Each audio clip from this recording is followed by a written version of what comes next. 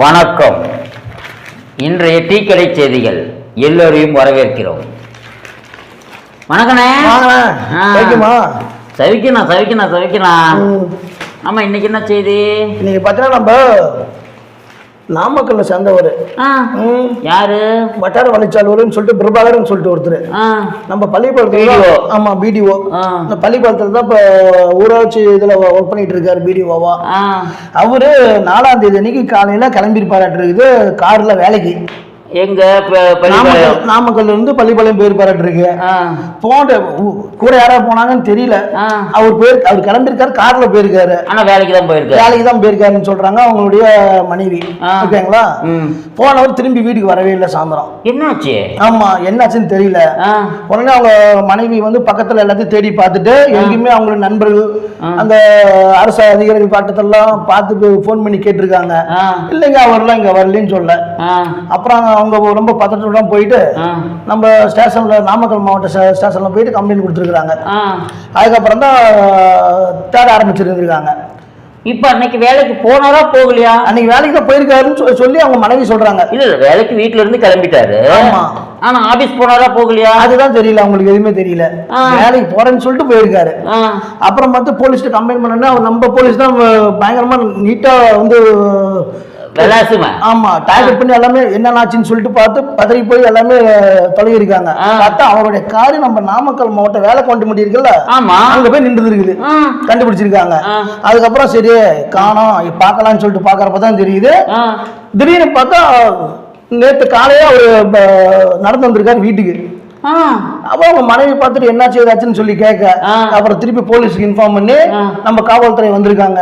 வந்து என்ன விசாரிக்க போதான் தெரியுது, அவர் 4 பேர் சேர்ந்தவங்க ஒரு குழு கடத்திட்டு போயிருக்காங்க. வீடியோ கடத்திட்டு போயிருக்காங்க. அது என்ன பிரச்சனைன்னு தெரியல. ஏதாவது கையெழுத்து போடணுமா இல்ல ஏதாவது பில்லு மேட்டரான்னு தெரியல. கடத்திட்டு போயிருக்காங்க. கடத்திட்டு போயிட்டு இந்த போலீஸ் தேடுற விஷயம் அவங்களுக்கு எப்படி தெரிஞ்சிருக்குது. கடத்திட்டு போனவங்களுக்கு ஆளுங்க டர் ஆயிட்டாங்க. இல்ல, வீடியோவை கடத்தினா போலீஸ் என்ன சும்மா விட்டுருமா? அந்த ஆளுங்களுக்கு தெரியல பாருங்க. சாதனை நினைச்சிட்டு இருக்கிறாங்க. நம்ம தமிழ்நாடு போலீஸ் தான் பயங்கரமானவங்க. எல்லாருமே எப்படி இருந்தாலும் புடிச்சு கொண்டு வந்துருவாங்க. அவ்வளவுதான். இவரை கடத்திட்டாங்களா, இவர் எங்கேயாவது போயிருக்காரான்ற சந்தேகம் போலீஸுக்கு இருக்கிறதுனாலதான் கொஞ்சம் ஒரு 2 நாள் வெயிட் பண்ணிருப்பாங்க. இந்த மொபைல் டவர் அவர் யார்கிட்ட பேசினாரு எங்க இதெல்லாம் வச்சு கண்டுபிடிச்சு ஃபர்ஸ்ட் அவர் கார் கண்டுபிடிச்சிருக்காங்க. அதுக்கப்புறம் அந்த மொபைல் டவர் எல்லாம் ரெடி பண்ணி இந்த ரூட்ல தான் போயிருப்பாங்கன்னு சொல்லி கரெக்டா போயிருக்காங்க. இவரு கரெக்டா நேற்று காலையில வீட்டுக்கு வந்திருக்காரு. அவங்க விட்டுட்டானுங்களாமா ஓடிட்டானுங்களாமா அதுதான் சொல்றாரு. இப்ப அவரு போலீஸ் அவர்கிட்ட விசாரணை பண்றப்ப சொல்றாங்க, இந்த மாதிரி 4 பேர் சேர்ந்தவங்க எங்களை கடத்திட்டு போயிட்டாங்க. கடத்திட்டு போயிட்டு நீங்க தொலைவுறத அவங்க தெரிஞ்சுக்கிட்டு என்ன திருச்சி இருக்குல்ல, திருச்சியில டோல்கேட்ல பக்கத்துல போய் இறக்கி விட்டுருக்காங்க. திருச்சி டோல்கேட் வரைக்கும் இவர் எப்படி போனாரு? கார்ல கடத்திட்டு போயிட்டாங்க. கார்ல போனாலும் இவரு ஒரு சத்தம் கூட போடலையா?